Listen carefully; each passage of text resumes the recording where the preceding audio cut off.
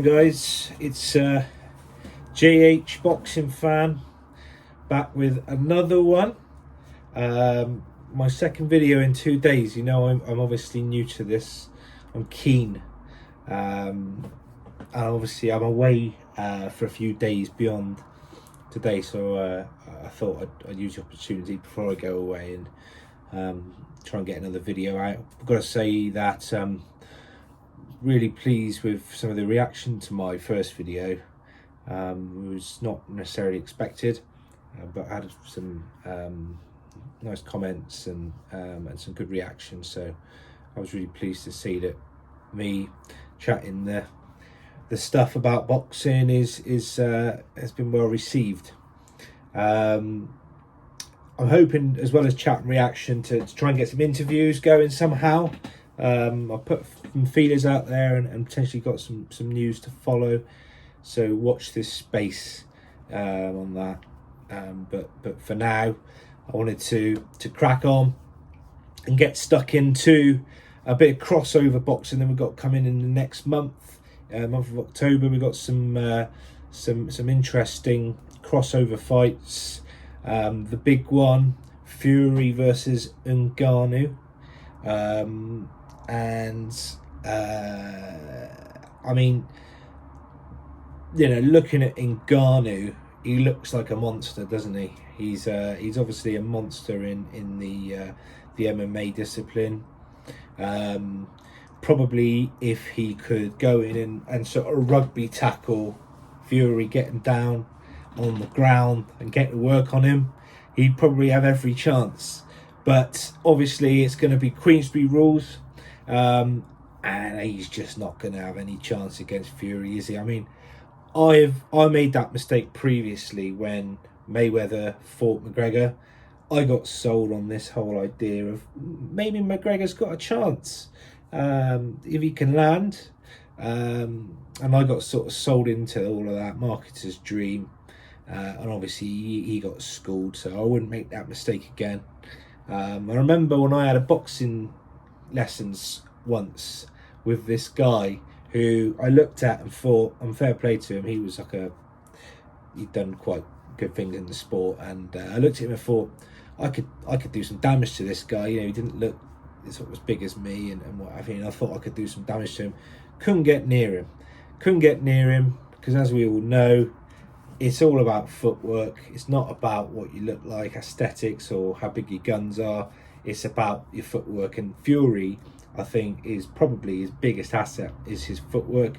The way he moves for such a big man is quite incredible. I think he's probably nigh on 20 stone of 6'8" man mountain, but he moves like a middleweight, and he's just not going to be able to get to him in Ngannou. I think what will happen, I don't think Fury will go in and demolish him. I think he'll try and make it look like it's potentially got some legs, and he'll probably wear him down by about the middle rounds. I don't think there's anything,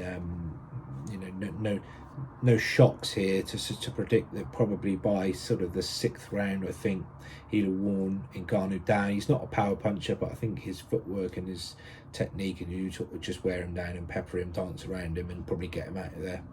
So that's my prediction there, but we'll touch base on that again before that fight. Obviously it's not until October, but I will say this, you've heard it here first, I'm getting this prediction in early. KSI, I believe, will stop Tommy Fury. Shock. I don't buy into this idea that we're being told, this sort of narrative that Tommy Fury is some sort of pro boxer going in with a YouTuber. Nah, he's, you know, Tommy Fury is a novice pro. You know, KSI has been boxing now for quite a few years, and I've watched him fight, and the guy is really talented. I think he's athletic. I think he's got that natural athleticism, and he sort of, I like the way he throws his shots, quite unorthodox. He's sort of got that right hand that comes over the top, and was quite effective in some of his previous fights. I was really impressed the way he dealt with Logan Paul, giving away weight and size to Logan Paul. And even in his last fight, okay, there was suspicion of him dropping the old elbow on Joe Fournier, so say professional boxer, but he wasn't troubled by Joe Fournier in those early rounds before he stopped him. So, and again, Fury v Jake Paul, wasn't impressed really, considering he's supposed to be a professional boxer. Jake Paul's supposed to be a YouTuber, and there wasn't much in it. There really wasn't much in it, and I personally think KSI is a better athlete and a better boxer than Jake Paul. So I'm going for a KSI knockout, stoppage win, mid to late rounds. I think they normally do them in for 10 rounders. I'm going to say 8th round, KSI stops Tommy Fury. Heard it here first. I don't know what you make of these sort of crossovers. Obviously, there's a lot of antics that go into press conferences. We've seen John Fury likes to get his kit off. And I was quite shocked, actually, to see David Adelaide put it on Fabio Wardley whilst he was being interviewed by Radio Rahim. I thought that was naughty. But then, you know, let's face it, it sells. Beef sells. And I think that's basically what that is. They've created this beef now, and people buy into that. So probably worth it really for the extra views they're going to get when the fight comes around. Get people talking about it, and trust me, the hardcore fans they slag Fury for not being mandated to defend his WBC belt, heavyweight belt, but watch the views this is going to get when he fights Ngannou, and you'll see why he's taking it. Because whilst people might say they're going to boycott the fight, the numbers are going to be astronomical, I would suggest, from the sort of, more casual boxing fans. People are going to want to see whether or not Ngannou can get to Fury. He looks the part, so I think the numbers are going to be astronomical. So that's really the gist of it. I mean, there's some really good boxing coming over the rest of September. Fair play to DAZN. I think I got a majority of those cards. I've actually subscribed to DAZN. Don't know if anyone else has. They've got this really clever sort of marketing price point where they sort of sell it to you in such a way that you have to go for the more advanced option. It's a really clever bit of price point placing from the zone. So I've subscribed to that, and there's some really good boxing coming up. Big Joe Joyce, I know it's not on the DAZN show, but Big Joe Joyce is fighting end of the month in a rematch with the big awkward orthodox southpaw Zhang from China. He's going to have to do something different. He was really in a bit of a beatdown in that first fight. Didn't look right to me, didn't look himself, didn't look like he'd taken Zhang seriously. So he's going to have to do something different. I think he probably will. I'd be surprised if we see such a sort of comprehensive beatdown in this one. I think it's going to be a much closer fight. Different approach from Joe Joyce, who I think will be more effective in this rematch. That's taking place at Wembley at the end of September.